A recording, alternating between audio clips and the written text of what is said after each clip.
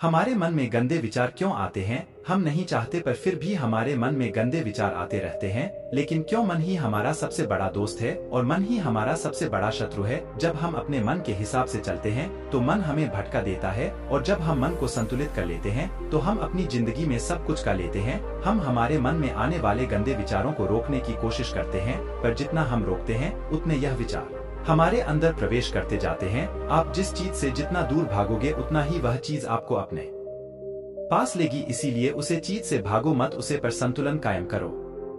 एक बार एक युवक गौतम बुद्ध के पास आया और गौतम बुद्ध से बोला कि ही बुद्ध, मेरे मन में इतने गंदे विचार क्यों आते हैं? मैं नहीं चाहता कि मेरे मन में गंदे विचार आए, पर मेरे मन में हमेशा काम वासना के विचार चलते रहते हैं और मैं इनके के बारे में सोच सोच कर बहुत परेशान हूँ। मेरी ऊर्जा और समय यह सब सोचने में ही नष्ट हो जाता है और इन सब के विचारों की वजह से मैं कभी भी शांत नहीं रह पाता और मैं हमेशा ही स्त्रियों को देख कर मोहित हो जाता हूँ। अपने आप को रोक ही नहीं पता। बुद्ध मुस्कुराए और उन्होंने उसे युवक से पूछा, क्या तुम्हें पता है यह कामवासना होती क्या है? फिर लड़के ने उत्तर दिया और कहा, बुद्ध मैं यह तो नहीं जानता कि कामवासना होती क्या है, पर हाँ ये जो भी है बहुत बुरी चीज है। फिर बुद्ध ने उसे युवक से कहा कि सबसे पहले तो तुम यह समझना है कि प्राकृतिक रूप से जो भी चीज हमारे अंदर है वह बुरी नहीं है।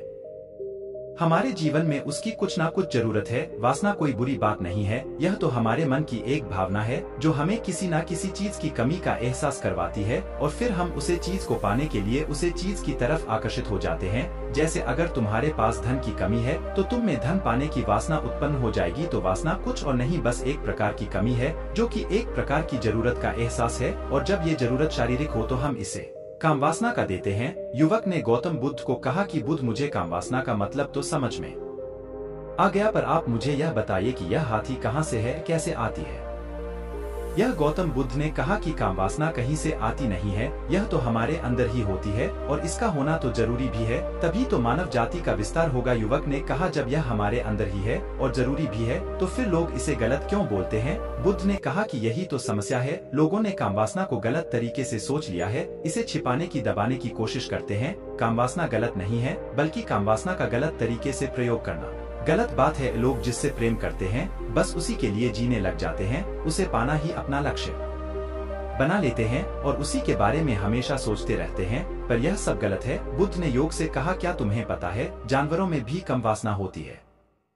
युवक ने उत्तर दिया, हां बुद्ध, जानवरों में भी कामवासना होती है, क्योंकि जानवर भी तो आखिर अपनी पीढ़ी को आगे बढ़ाएंगे। बुद्ध ने कहा, तो फिर हम जानवरों की कामवासना को गलत क्यों नहीं कहते? युवक ने कहा, मुझे नहीं पता महात्मा, आप ही मुझे बताइए। गौतम बुद्ध ने कहा कि जानवर अपनी कामवासना का प्रयोग आनंद प्राप्ति के लिए नहीं करते, वह तो सिर्फ संतान उत्पन्न करने के लिए कामवासना का उपयोग करते हैं। जानवरों को प्रकृति ने इतनी समझ नहीं दी कि वह कामवासना को अपने सुख का आधार बना सके, जबकि मनुष्य अपनी समझ के बलबूते पर प्रकृति में पाई जाने वाली प्रत्येक वस्तु को अपने सुख के लिए अपने प्रयोग करता है।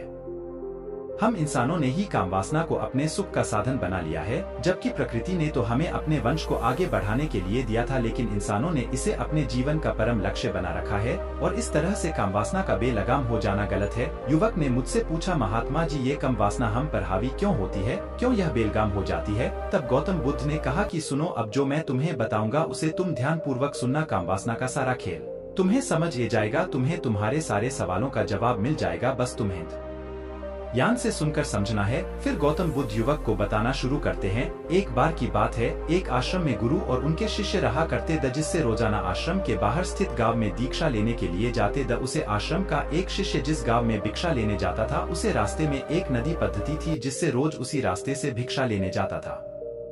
एक दिन उससे ने देखा कि एक लड़का पेड़ के पीछे छिपा है। वह उस लड़के के पास गया और उससे जाकर बोला, भाई तुम इस पेड़ के पीछे छिपकर क्या देख रहे हो? लड़के ने कहा, अरे तुझे नहीं दिख रहा क्या कि मैं क्या देख रहा हूँ? तब साइज ने नदी की तरफ देखा तो वहाँ पर कुछ लड़कियाँ पानी भर रही थी। वो लड़कियाँ 14-15 साल की होगी। तब से ने उसे लड़के से कहा, अरे भाई वहाँ पर तो लड़कियाँ पानी भर रही है, इसमें छिपकर देखने वाली क्या बात है? तब वो लड़का शीशे की तरफ देखकर उससे कहता है, अरे पागल, तुम्हें दिखाई नहीं दे रहा क्या कि कैसे यह परियां नदी से पानी निकल रही है? जरा उनकी अदाओं को तो देखो, उनके कोमल शरीर को देखो, उनकी पतली कमर मटके को उठाते समय बाल खाती है और उनके बाल उनकी कमर पर कैसे लहरा रहे हैं, मानो सुंदरता बिखरी पड़ी हो। जिससे ने फिर नदी की तरफ से कहा और इस बार वह इससे देखता ही चला गया। अभी तक तो कुछ भी नजर नहीं आ रहा था और वह बिल्कुल निर्भय था, उसे किसी भी बात का कोई डर नहीं था। लेकिन अब वो छिपने लगा और उन लड़कियों को देखने लगा जैसे उसने कोई अपराध कर दिया हो। और जब वो छिपकर उन लड़कियों को देख रहा था तभी वो अचानक अंदर से कौंप गया और उसने कहा कि ये मैं क्या कर रहा हूँ, मैं जो कर रहा हूँ वो सही नहीं है, मुझे यहाँ से चले जाना चाहिए। और फिर वह जल्दी से वहाँ से चला गया। वो आश्रम पहुँच जाता है। आश्रम जाकर वो अपने कार्यों में लग गया। लेकिन जो अभी वह देख कर आया था वही उसकी आंखों के सामने बार बार आ रहा था। उसके मन में वही दृश्य चल रहा था। उसका मन वही सब कुछ देखने के लिए लड़ाई हो रहा था। उसका किसी भी काम में मन नहीं लग रहा था। सुबह होते ही वह रोज जल्दी ही भिक्षा के लिए आश्रम से निकल जाता और उसे नदी के पास वाले पेड़ के पास जाता जहाँ पर वह लड़का पहले से मौजूद रहता था। उसके साथ मिलकर लड़कियों को छुप छुप कर देखता था। अब वह इससे रोज ऐसा करने लग गया। यह उसके रोज का काम हो गया। अब उसे शिष्य का मन किसी भी काम में नहीं लगता था। वो हमेशा ही किसी न किसी प्रकार के विचार में उलझा रहता। वो आश्रम के कार्यों को भी ठीक ढंग से नहीं कर रहा था। ना वो ठीक से सो पाता था, ना वो ठीक से खाना खा पाता था। उसका मन बेचैन सा रहता था।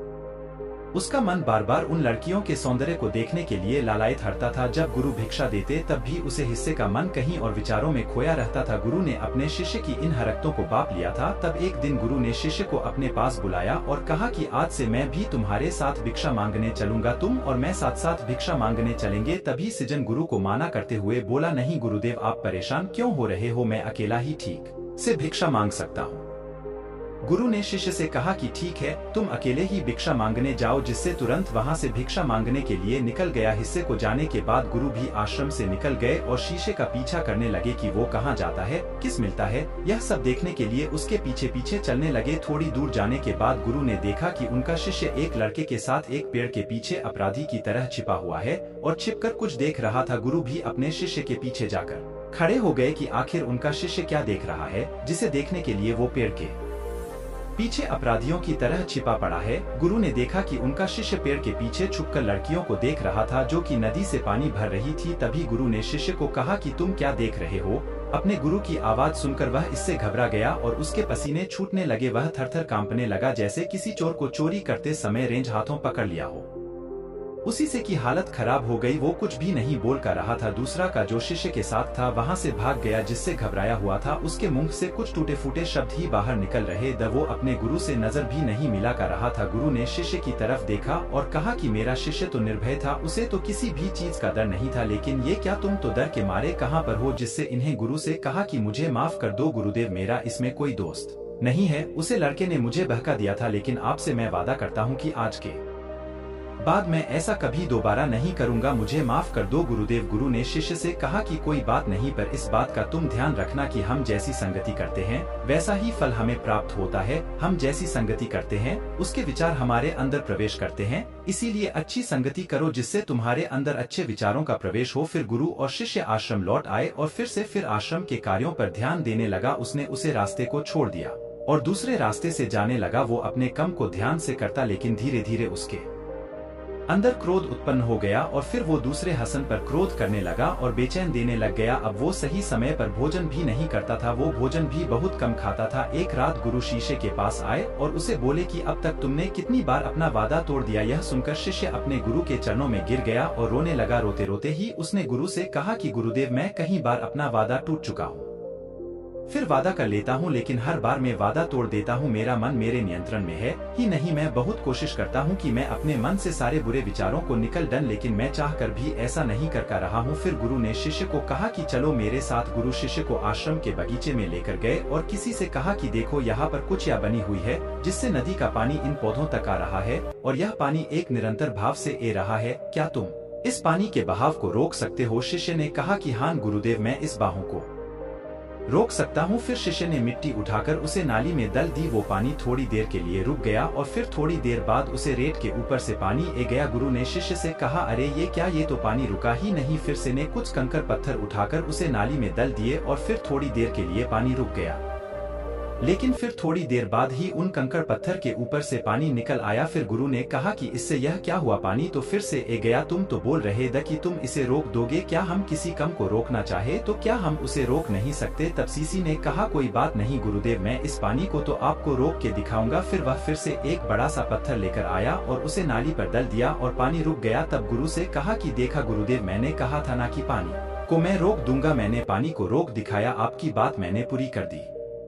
गुरु मुस्कुराए और बोले, अच्छा जरा ध्यान से देखो, पानी रुक गया क्या? वो तो पीछे की नाली तोड़कर बाहर ए गया और अगल बगल से बह रहा है। और ध्यान से देखो, इस पत्थर की आगे भी ए गया और ये पानी अपना रास्ता बदलकर फिर से आगे की तरफ बह जाएगा। और फिर थोड़ी देर बाद ऐसा ही हुआ। फिर गुरु ने शिष्य को समझाया कि तुम्हारे साथ भी तो ऐसा ही चल रहा है। तुम बार बार प्रयास कर रहे हो, बड़े से बड़ा प्रयास कर रहे हो, पर हर बार तुम्हारा प्रयास टूट रहा है और यह हमेशा टूटता ही रहेगा। तुम कितना भी बड़ा पत्थर रख लो, लेकिन पानी तो अपना रास्ता बना ही लेगा। यह सब देखकर गुरु से कहा कि ही गुरुदेव, क्या कोई तरीका नहीं है जिससे मैं गंदे विचारों से बाहर निकल सकूं और यह मेरे मन में आई नहीं। गुरु शिष्य को एक नदी के पास ले गए जहां से उसे बगीचे में पानी नहीं ए रहा था। गुरु ने शिष्य से कहा, वो पानी इसी नदी से जा रहा है, अगर हम यहीं से उसे रास्ते को बंद कर दें जहाँ से पानी बगीचे में जा रहा है, तब क्या हम पानी को रोक नहीं सकते? जिससे ने कहा कि हाँ गुरुदेव, अवश्य ऐसा हो सकता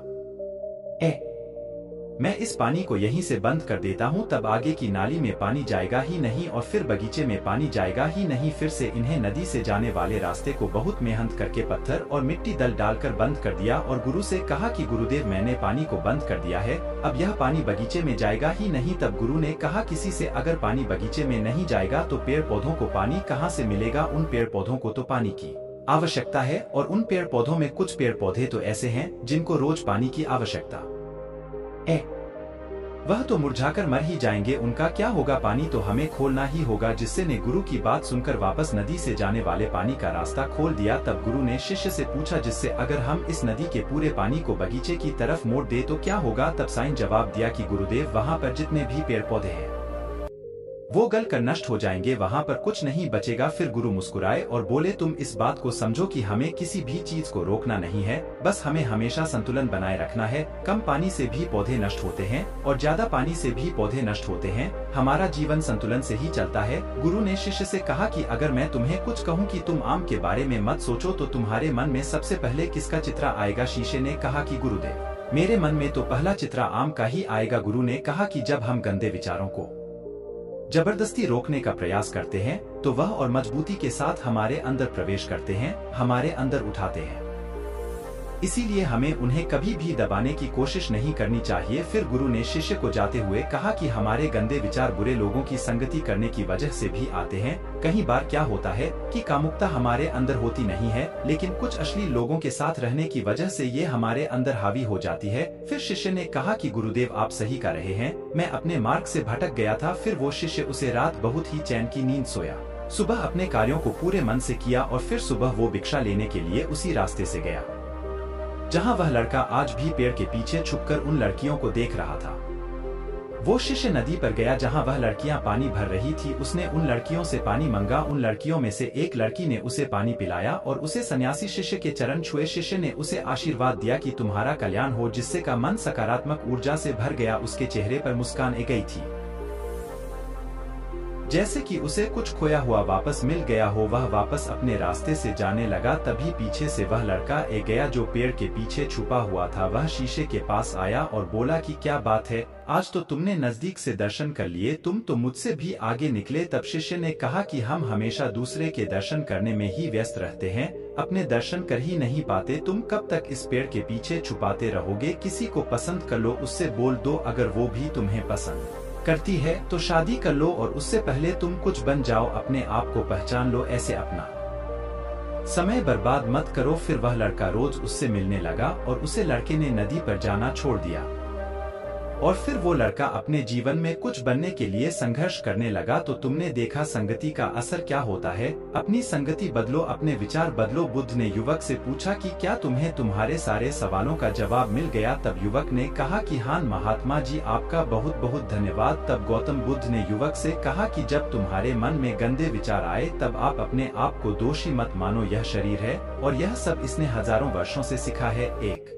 केवल तुम्हारे सोच लेने से, शपथ लेने से ये टूटने वाला है नहीं, लेकिन तुम्हारे पास वो शक्ति है, वो ऊर्जा है जिसका तुम्हें संतुलन उपयोग करना है। तुम एक जीवित ऊर्जा हो जो कुछ भी अनुभव करने के लिए स्वतंत्र है, जो निर्माण करने के लिए स्वतंत्र है। इसीलिए तुम अपने आप को पहचानो। यह बोलकर गौतम बुद्ध मोहन हो गए और वो युवक वहाँ से चला गया। दोस्तों, उम्मीद है आपको यह कहानी पसंद आई होगी।